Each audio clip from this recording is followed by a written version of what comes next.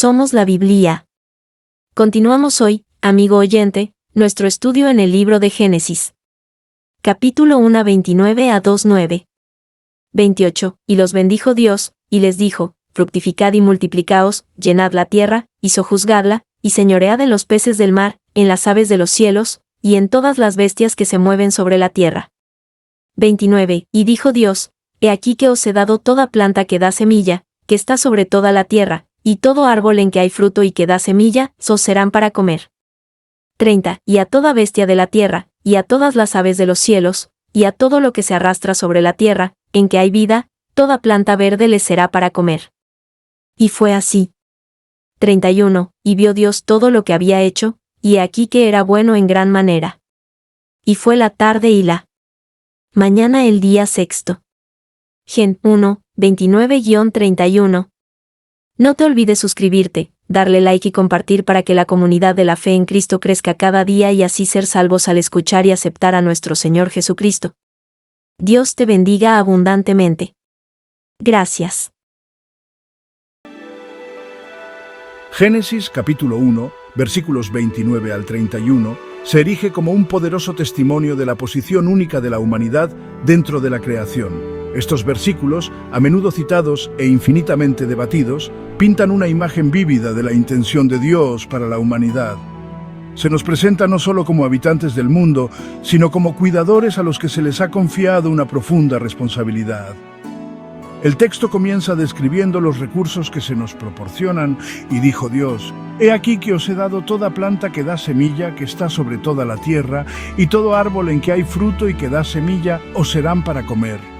Desde el principio, Dios establece una relación de provisión y sustento entre la humanidad y el mundo natural. Sin embargo, este regalo viene con un propósito claro. No somos simplemente receptores pasivos de la generosidad de Dios. Al contrario, estamos llamados a comprometernos con la creación de forma activa y responsable. A medida que profundizamos en estos versículos, descubrimos las profundas implicaciones de nuestro papel como administradores de la creación de Dios. Este ensayo explorará los 4 métodos de creación humana mencionados en el Génesis y analizará las obligaciones morales que se derivan de nuestra posición única dentro del orden creado. La narración de la creación revela 4 métodos distintos a través de los cuales Dios trae a la humanidad a la existencia. Cada método arroja luz sobre nuestra relación con lo divino y con el resto de la creación. El primero, y más directo, es la creación de Adán. Formado del polvo de la tierra e imbuido del aliento de vida, Adán representa la cúspide del poder creativo de Dios. La creación de Eva, sin embargo, toma una forma diferente. Formada a partir de la costilla de Adán, ella resalta la interconexión de la humanidad y nuestro origen compartido. Este acto enfatiza la importancia de la compañía, la colaboración y la igualdad esencial entre hombres y mujeres. Yendo más allá del relato de la creación del Génesis, nos encontramos con el nacimiento milagroso de Jesús. Nacido de una virgen, Jesús encarna la entrada de lo divino en la historia humana de una manera tangible. Este evento subraya lo sagrado de la vida humana y el amor inquebrantable de Dios por su creación. Finalmente, tenemos el proceso continuo de la reproducción humana. A través del milagro del nacimiento, nosotros, como humanos, participamos en la obra creativa continua de Dios. Cada nueva vida es un testimonio de la chispa divina dentro de nosotros y un recordatorio de nuestra responsabilidad de nutrir y proteger la santidad de la vida. Génesis capítulo 1, versículo 28, revela la esencia del propósito de la humanidad, y los bendijo Dios, y les dijo: fructificad y multiplicaos, llenad la tierra y sojuzgadla, y señoread en los peces del mar, en las aves de los cielos, y en todas las bestias que se mueven sobre la tierra. Este mandato cultural, como se le suele llamar, establece una misión polifacética para la humanidad. En primer lugar, se nos ordena ser fructíferos y multiplicarnos. Esta directriz resalta la importancia de la familia, la comunidad y la continuación de la raza humana. Es un llamado a participar en la historia continua de la creación, dando a luz una nueva vida y nutriendo a las generaciones futuras. En segundo lugar, se nos instruye para que llenemos la tierra y la sojuzguemos. Este aspecto del mandato habla del papel de la humanidad como cultivadores y administradores del mundo natural. Se nos encomienda la tarea de desarrollar los recursos de la tierra de forma responsable, aprovechando su potencial para apoyar el florecimiento humano al tiempo que se respeta su delicado equilibrio. Por último, se nos concede dominio sobre todas las criaturas vivientes. Este aspecto del mandato a menudo suscita debate y requiere una interpretación cuidadosa. Enfatiza nuestra responsabilidad de cuidar a todas las criaturas, reconociendo su valor intrínseco y asegurando su bienestar. El concepto de administración se extiende más allá de nuestro cuidado por el medio ambiente físico. Abarca nuestra responsabilidad de cultivar el jardín interior, nuestros propios corazones, mentes y espíritus. Así como estamos llamados a cuidar de la tierra, también estamos llamados a cultivar los frutos del espíritu dentro de nosotros mismos. Esto implica nutrir nuestra relación con Dios, crecer en amor, compasión, paciencia y autocontrol. Significa combatir activamente la codicia, el egoísmo y el deseo de explotar a los demás para beneficio personal. Nuestro paisaje interior, al igual que el mundo físico que nos rodea, requiere un cuidado constante, atención y un compromiso con el crecimiento. Al cultivar el jardín interior nos convertimos en mejores administradores del mundo que nos rodea. Nuestras acciones comienzan a reflejar el amor, la compasión y la sabiduría que fluyen de un corazón alineado con la voluntad de Dios. Esta transformación interior es esencial para cumplir con nuestro papel como habitantes responsables y éticos de este planeta. A pesar de los desafíos ambientales a los que nos enfrentamos, siempre hay razones para la esperanza. Así como una sola semilla alberga el potencial de una cosecha abundante, también nuestras acciones, por pequeñas que sean, tienen el poder de crear un cambio positivo. Al abrazar nuestro papel como administradores y tomar decisiones conscientes que se alineen con la visión de Dios para la creación, podemos sembrar semillas de esperanza para un futuro más brillante. Esto implica apoyar prácticas sostenibles, abogar por la protección del medio ambiente y educar a otros sobre la importancia de la administración. Significa tomar decisiones de consumo conscientes, reducir nuestra huella ecológica y utilizar nuestras voces para abogar por el cambio. Cada acto de bondad hacia la creación, cada esfuerzo por reducir nuestro impacto, cada voz que se alza en defensa del medio ambiente, contribuye a un mundo más sostenible y justo.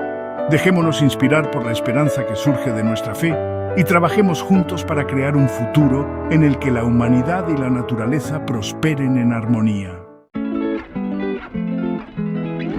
El llamado a la administración se extiende más allá de nuestra relación con el mundo natural.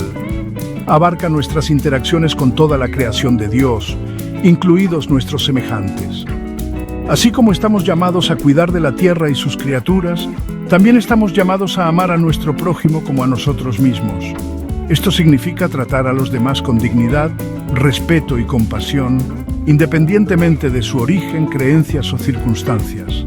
Significa abogar por la justicia social, trabajar para aliviar la pobreza y el sufrimiento y defender a los marginados y oprimidos. Nuestra administración de la tierra está inextricablemente ligada a nuestra administración de los demás. Cuando explotamos y degradamos el medio ambiente, a menudo son los más vulnerables entre nosotros quienes sufren las consecuencias. Al abrazar una comprensión holística de la administración que abarque tanto el mundo natural como a nuestros semejantes, podemos crear un mundo más justo y compasivo para todos. El relato del Génesis sobre la creación no es simplemente un acontecimiento histórico, sino una realidad continua. El poder creativo de Dios sigue actuando en y a través del mundo que nos rodea. Cada amanecer, cada gota de lluvia, cada capullo que florece en primavera es un testimonio de la sinfonía continua de la creación. Reconocer esta verdad debería llenarnos de asombro y maravilla, debería inspirarnos a acercarnos al mundo con humildad, reconociendo que no somos la fuente última ni los dueños de la creación, sino más bien participantes en una historia mucho más grandiosa. Nuestro papel no es dominar o controlar, sino colaborar con el artista divino, añadiendo nuestras propias notas únicas a la sinfonía de la vida. Al cultivar una actitud de asombro y aprecio por el mundo natural, nos abrimos a la presencia divina que impregna toda la creación. Empezamos a ver la interconexión de todas las cosas y a reconocer nuestro lugar dentro de la intrincada red de la vida. Las consecuencias de nuestras acciones como administradores se extienden mucho más allá del momento presente. Así como un agricultor cosecha lo que siembra, también nuestras decisiones con respecto al medio ambiente y a nuestros semejantes tendrán repercusiones duraderas. La administración fiel conduce a una abundante cosecha de bendiciones, no solo para nosotros mismos, sino para las generaciones venideras. Al cuidar de la tierra, aseguramos un futuro sano y sostenible para nuestros hijos y nietos. Al tratarnos unos a otros con amor y respeto, creamos una sociedad más justa y compasiva.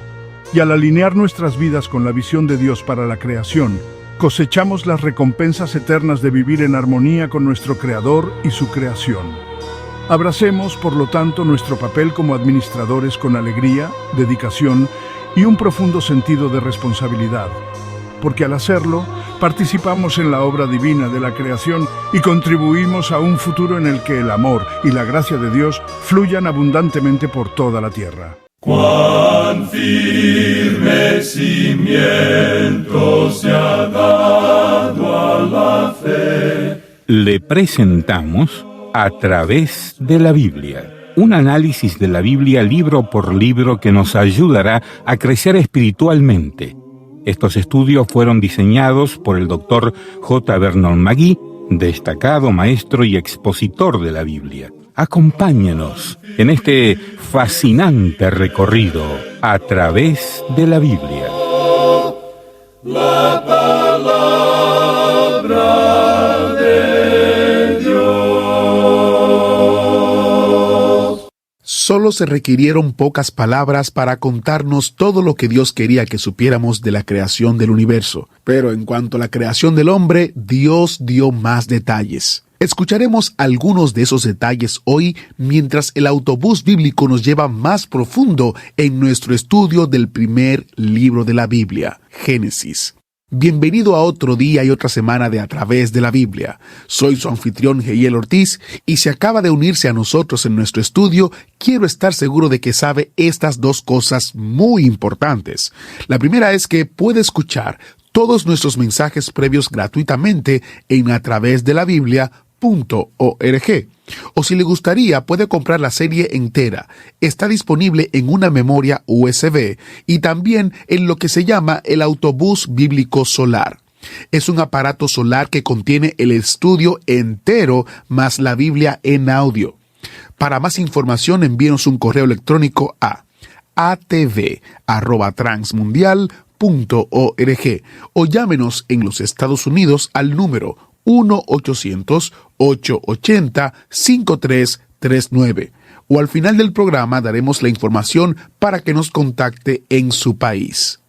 La segunda cosa que quiero que sepa es que el Dr. McGee escribió notas y bosquejos para Génesis y para cada libro de la Biblia para que fuera una herramienta de estudio de la palabra de Dios. Para descargar sus copias para cada estudio, visite atravesdelabiblia.org, donde están disponibles de manera gratuita. En Estados Unidos, usted puede llamarnos al número 1-800-880-5339 y pedir que se le añada a la lista de suscripción. Con mucho gusto se lo enviamos por correo antes del principio de cada nuevo estudio con nuestro boletín. Si usted está en Facebook, puede visitar nuestra página de Facebook y hacer clic sobre el botón que dice Notas y Bosquejos para suscribirse al boletín electrónico mensual. Antes de comenzar nuestro estudio de hoy, me queda justo el tiempo suficiente para compartir una carta de una pasajera compañera en el autobús bíblico. Es de Glendis, una oyente que nos escribió para contarnos el impacto del programa en su vida. Ella dice: saludos desde Ciudad de Guatemala, amados hermanos. Es de gran gozo y edificación escucharlos, pues la palabra de Dios siempre llena las necesidades que tenemos. Ustedes son siempre consuelo, paz, fuerza y sabiduría en nuestras vidas. El Señor siga bendiciéndolos. Él ha sido fiel. Un abrazo. Ahora presentémonos a Dios en oración. Padre Celestial, gracias por hacer que tu palabra recobre vida, tocando los corazones y mentes de todos los que la oyen. Que la verdad de tu palabra traiga luz a este oscuro mundo. En el nombre de Jesús oramos. Amén. Ahora iniciamos nuestro recorrido bíblico con la enseñanza del Dr. Magui y la voz de nuestro hermano Samuel Montoya. Continuamos hoy considerando este primer capítulo del libro de Génesis y nos detuvimos en la lección anterior en el versículo 28. Este versículo dice: Y los bendijo Dios y les dijo: Fructificad y multiplicaos, llenad la tierra y sojuzgadla, y señoread en los peces del mar, en las aves de los cielos, y en todas las bestias que se mueven sobre la tierra. Consideramos en nuestra lección anterior que Dios ha dado a la criatura, es decir, al hombre, una bendición excepcional. Le mandó que fructificara, que se multiplicara y que llenara la tierra. Dijimos también que Dios es quien ha presentado el asunto del sexo. Es muy interesante que esta generación cree que ha hecho un descubrimiento nuevo. Uno recibe la impresión hoy en día que este asunto del sexo ha llegado a convertirse en una obsesión para esta generación y que esta generación es como el Cristóbal Colón que acaba de descubrir el sexo. Pero dijimos que Dios es quien hizo mención del sexo aquí en el libro de Génesis. Dios ha empleado 4 métodos para colocar al hombre en la tierra. Un método fue la creación directa y así produjo a Adán. Otro fue la creación indirecta que produjo a Eva. El tercer método fue el parto virginal de María, y así fue como Jesucristo llegó a ser un hombre. Y el cuarto método es la reproducción, y eso se conoce bien en nuestros días. Por cierto que estamos arrastrando la reproducción a un nivel al cual Dios nunca tuvo la intención de que fuera llevada. Amigo oyente, Dios creó al hombre para que se reprodujera. Esta es una verdad maravillosa y gloriosa, y no debe ser tomada para hacer de ella una cosa sucia como hacen los hombres ahora. Tantas personas escriben libros sucios y los llaman literatura. Producen cosas sucias que llaman arte. Algunos de los críticos están hablando ahora en contra de estos asuntos, y damos gracias al Señor por esa actitud. Mucho de lo que llaman arte es odioso y hasta repugnante, y no es arte en ninguna manera. No es nada más que obscenidad, y lo hacen simplemente para obtener dinero. Amigo oyente, Dios nunca tuvo la intención de que se abusara del sexo de esta manera. Dios creó al hombre a su imagen. Dios es el ser personal, esencial, y al dar al hombre un alma inmortal, le dio también una verdadera personalidad. El hombre posee una conciencia de sí mismo y tiene el poder de la elección libre. El hombre tiene una distinta responsabilidad moral. Y ahora Dios le manda a ser fructífero. Esa es la reproducción. Pero fíjese también que Dios le manda a llenar la tierra. Y esta es una palabra interesante. En el hebreo parece indicar que esta tierra ya había sido poblada antes por otras criaturas. Por lo visto, Dios dice que deben llenar la tierra porque cualesquiera que fueran esas otras criaturas habían sido destruidas y habían desaparecido. Ahora Dios también le dice al hombre: sojuzgad la tierra. Creemos que esta es la base de la educación y de la exploración científica de hoy. Esta es la base de la exploración de la luna por parte del hombre. En Proverbios capítulo 25, versículo 2, encontramos estas palabras: Gloria de Dios es encubrir un asunto, pero honra del rey es escudriñarlo. Dios esconde diamantes muy profundos en la tierra, y también pone los tesoros en un lugar donde el hombre ha de buscarlos. Y francamente creemos que es lo mismo en cuanto al conocimiento. Creemos que es verdad en cuanto al estudio de la palabra de Dios. Dios quiere que empleemos el laboratorio y el tubo de ensayo. Quiere que miremos por el microscopio. Lamentablemente, el hombre sale con una bomba atómica con el intento de destruir toda la raza humana. Ahora Dios dice que el hombre debe señorear en la tierra. El hombre no es simplemente un jardinero para cortar el césped. El hombre debe señorear en la tierra. Creemos que Adán tuvo control sobre los elementos y pudo haber mandado que lloviera cuando faltaba la lluvia y pudo haber hecho que brillara el sol cuando le faltaba. Señoreaba en la tierra.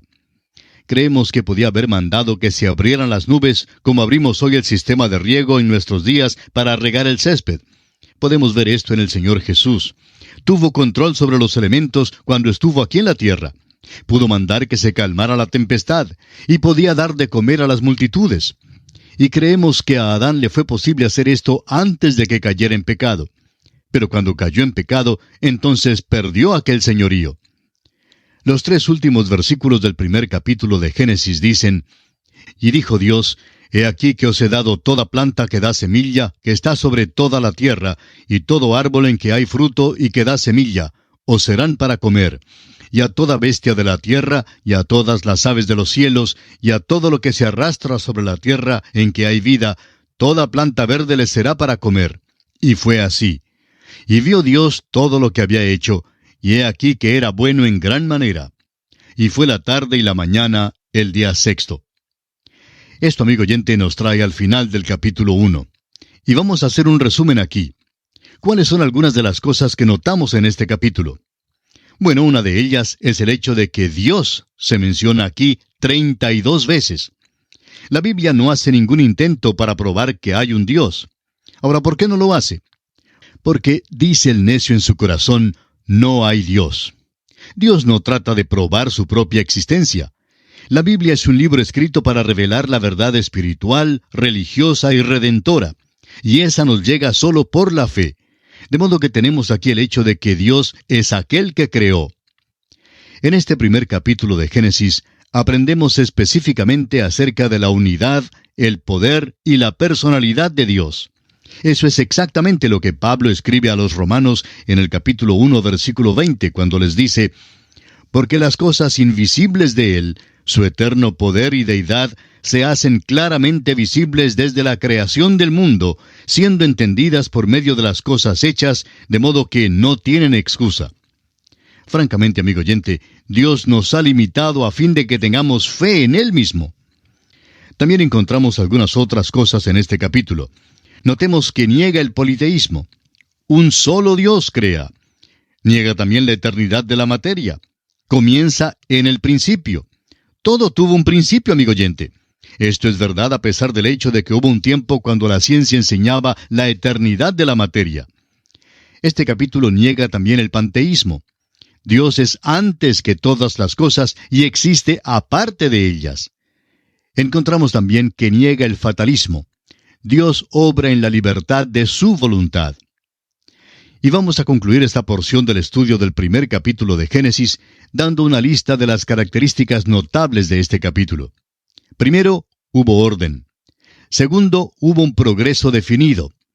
Tercero, hubo puntualidad. Y cuarto, hubo perfección.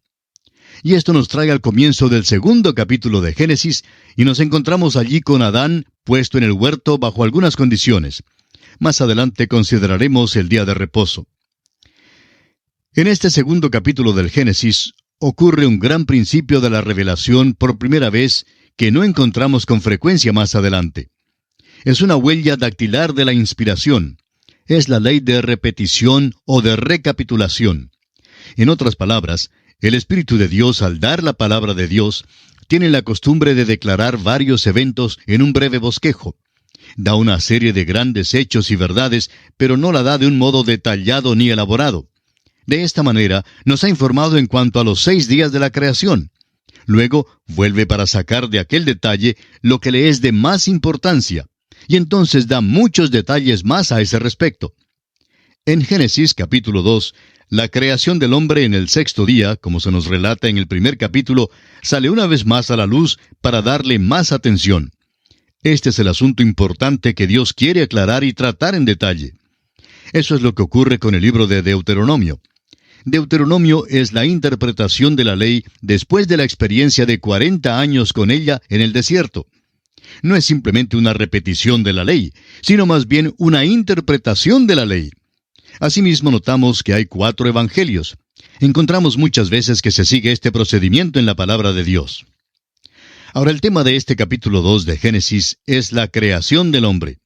Es esta la que saca a Dios del relato de la creación y nos la explica con más detalles. Aunque la creación del hombre es el tema del capítulo 2, encontramos que empieza aquí con el día de reposo. Dice el capítulo 2, versículos 1 hasta el 3, «Fueron pues acabados los cielos y la tierra y todo el ejército de ellos. Y acabó Dios en el día 7º la obra que hizo, y reposó el día 7º de toda la obra que hizo.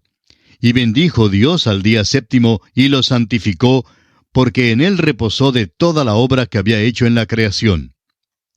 Ahora no perdamos de vista la importancia que tiene el día de reposo. ¿Qué quiere decir cuando dice que Dios reposó de la obra que hizo?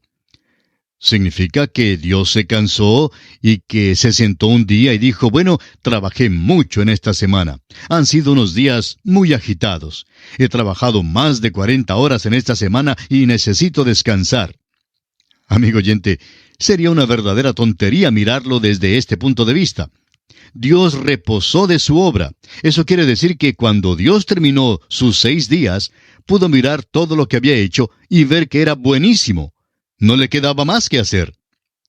Cada vez que salgo de la oficina, siempre queda mucho trabajo que hacer en el escritorio y trato de meter algunos papeles en el portapapeles para llevarlos conmigo. Nunca me ha sido posible sentarme para decir, lo he terminado todo, no me queda más trabajo que hacer. Pero eso es lo que Dios hizo. Al final de los 6 días, Dios reposó al 7º día porque su obra fue terminada. Esa es una de las grandes verdades espirituales que debemos notar. Ahora, en los capítulos 3 y 4 de Hebreos, se nos dice que entramos en reposo. La palabra es la misma como para el día de reposo. Entramos en su día de reposo. ¿Qué significa? Quiere decir que entramos en su perfecta redención. Cuando Cristo murió hace 2000 años, por usted y por mí, en la vergonzosa cruz del Calvario, obtuvo allí una redención perfecta para nosotros. Nos ofrece esta redención para que entremos en ella, y para que Pablo pudiera decir en su carta a los Romanos, capítulo 5, versículo 5, «Justificados pues por la fe, tenemos paz para con Dios por medio de nuestro Señor Jesucristo». Amigo oyente, yo no tuve que hacer absolutamente nada para obtener mi completa salvación. Todo lo pagó Cristo, quien por mí libremente derramó su sangre carmesí. Esto es lo que cantamos al final de cada programa.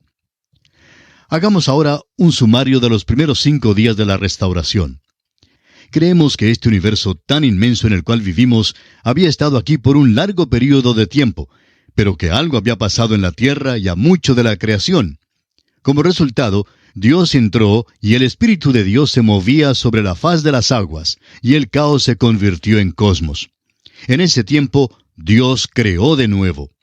Nos da un relato breve de esto antes de darnos más detalles en cuanto a la creación del hombre.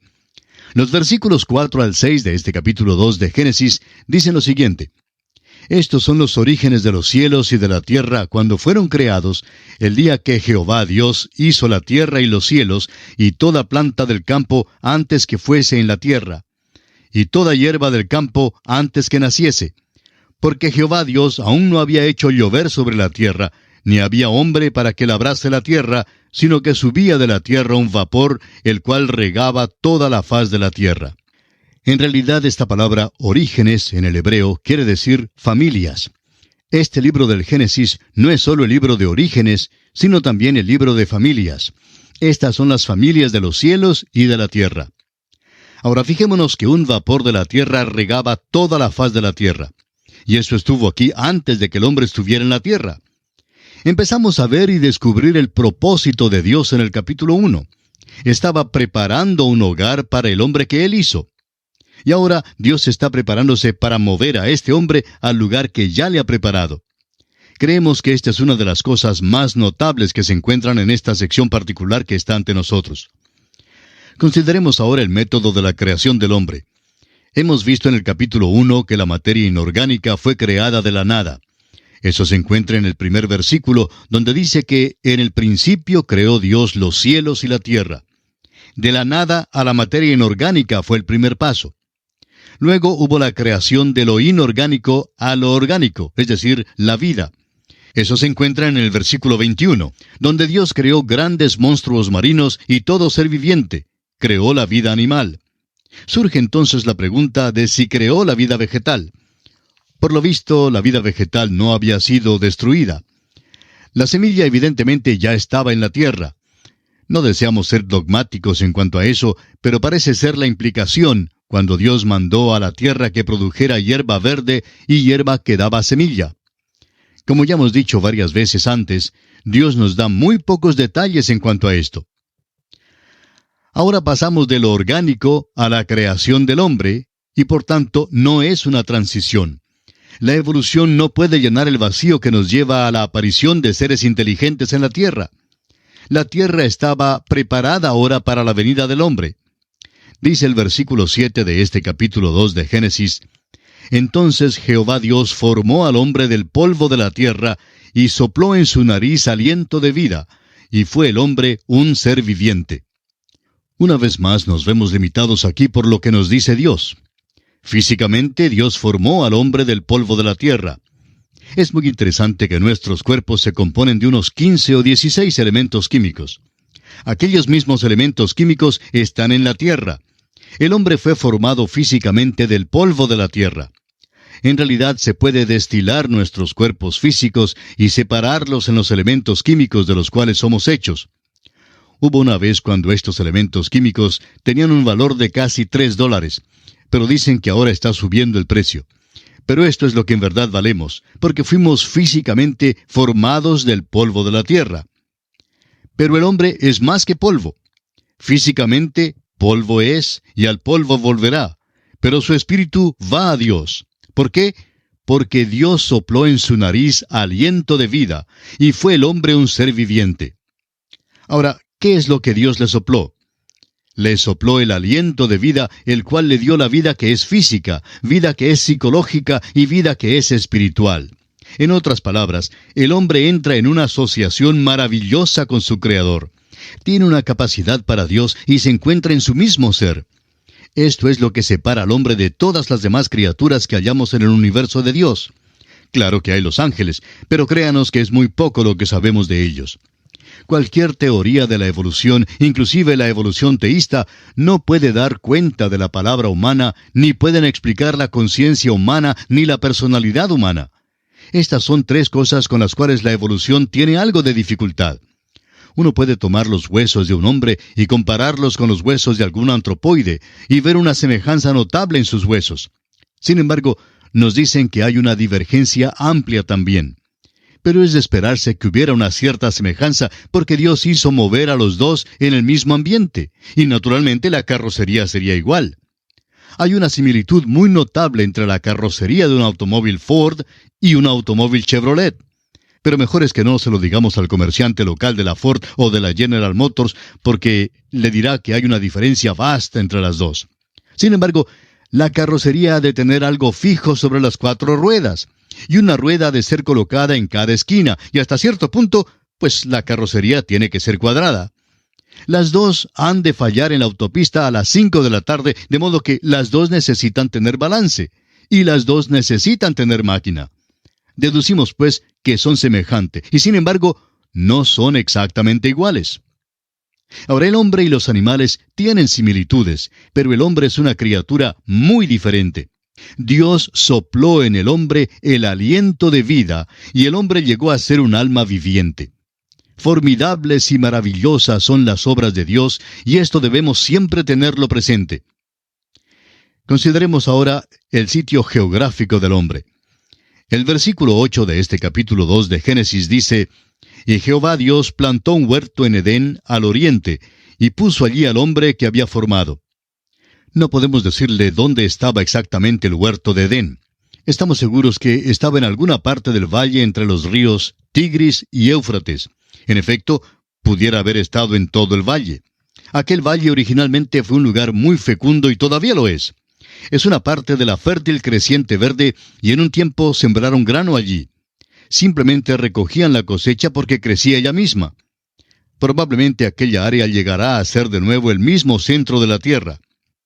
Dice ahora el versículo 9 de este capítulo 2 de Génesis: Y Jehová Dios hizo nacer de la tierra todo árbol delicioso a la vista y bueno para comer, también el árbol de vida en medio del huerto y el árbol de la ciencia del bien y del mal. Estos son árboles extraordinarios que se mencionan aquí específicamente. Tenemos el árbol de la vida y el árbol de la ciencia del bien y del mal. No podemos decirle mucho acerca de ellos porque, francamente, no se encuentran hoy en día. Han sido quitados de la escena. Pero había de toda clase de árboles, y notamos que eran deliciosos a la vista, y también buenos para comer. Había belleza en ellos y también había el lado práctico en que eran buenos para comer. Es como entrar en una mueblería donde el ebanista le dice que un mueble es muy bello, además de ser muy práctico, funcional. Por tanto, estos árboles en el huerto de Edén eran tan bellos como funcionales. Y vamos a detenernos aquí por esta oportunidad, y en nuestro próximo programa trataremos de finalizar el estudio de este segundo capítulo del libro de Génesis. Será pues, hasta entonces, que Dios le bendiga, es nuestra ferviente oración.